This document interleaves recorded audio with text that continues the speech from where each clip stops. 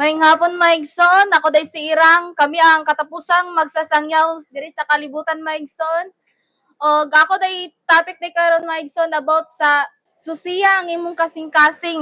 Kuan, maigsoon, sama nang nakay kaligot-got sa imong mga isig katawo, nakay pagdumot, nakay kaibog, nakay kasina. Kana mga igsoon, dapat yung tangtangon na nimo sa imong kasing-kasing kay kana nabutang dili na maayo. Dili na maayo nimo itisok sa imong kasing-kasing gunahuna. Kay kung atong basahon sa Roma 14 bersikulo 8, ayaw pagapos sa utang gawas sa paghigugmaay sa usag-usa. Dili na to angay gugmaon ng atong igsoon mga igsoon, tungod lang natay baylo sa ilaha, tungod lang natay hulam. Dapat jud mga igsoon igugmaon nato sila sa tibok natong kasing-kasing una-una. Dili lang kay mga igsoon na higugmaon ako akong silingan kay namangulam kog kwarta. Higugmaon ako ako igsoon kay nakoy importante hulmon sa iya. Dapat jud mga igsoon higugmaon nato sila dili lang tungod kinakay buot hulmon sa iya ha, tungod nakay buot kwaon sa iya ha. Dapat jud mga igsoon sa tibok natong kasing-kasing mga igsoon, dapat tumanaw nato ang sugo sa Ginoo. Ang nahigugma sa isig katawo nakatuman sa balaod. Kung igugmaw nato atong mga igsoon, gituman nato ang balaod sa Ginoo. Dapat jud dili ta magdumot, dapat kanatong mga kasina, tong kaibog sa tong kasing-kasing dapat kuaw na nato kadi dili man na maayo. Kay bisan pa bitaw mga igsoon, mupasaylo man jud ang Ginoo puno sa gugma, pero dili na to angay abusaran. Kay diri sa kalibutan mga igsoon, dagan kay makakasala. Dagan kay gadisko, dagan kay gainom, gasugal. Dagan kay kanabitang mga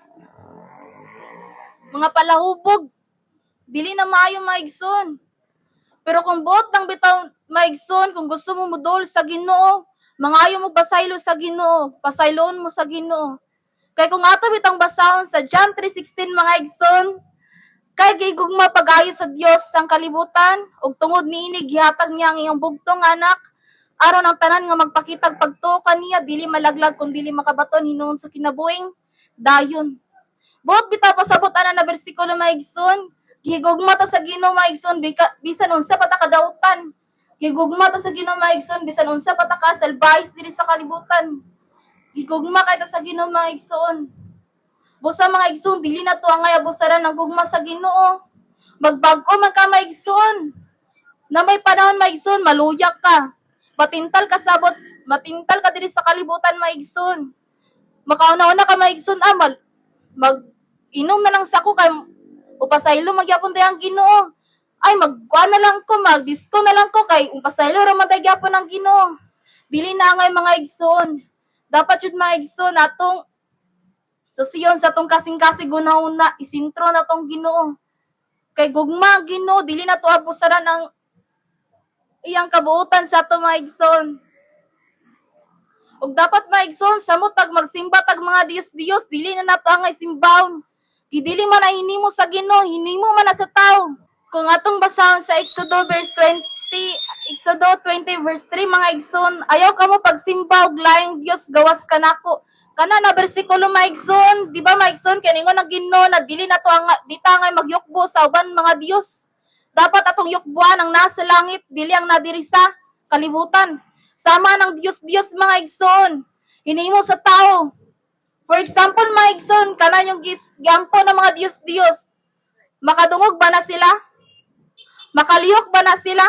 Sa panahon mga igsoon, sa yung katalagman mga igsoon, maligsan ka diri mga igsoon, makatindog ba na yung Ginoo kanang estatwa? Di ba dili?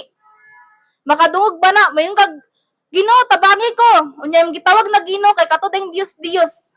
Katud ang hinimo sa tao. Dili na maayo mga igsoon na inyo ng simbahon.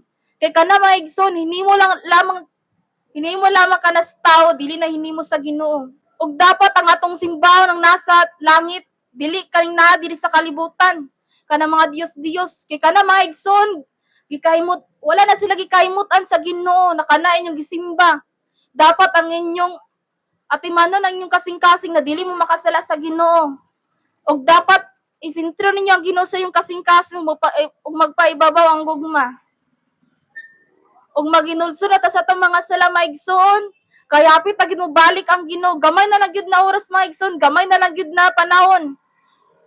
Kaya hapit na gid mo balik ang Ginoo. Ug mao ra ta ko i-share mga igsoon ug akong ibalik kanimo lamang Yeshua, Hamashiach, Yahweh Jesus Christ. Amen.